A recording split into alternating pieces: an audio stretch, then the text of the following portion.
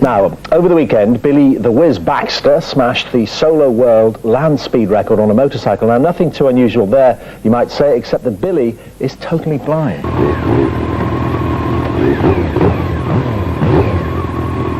Yeah, good to go, Billy. All clear, all clear.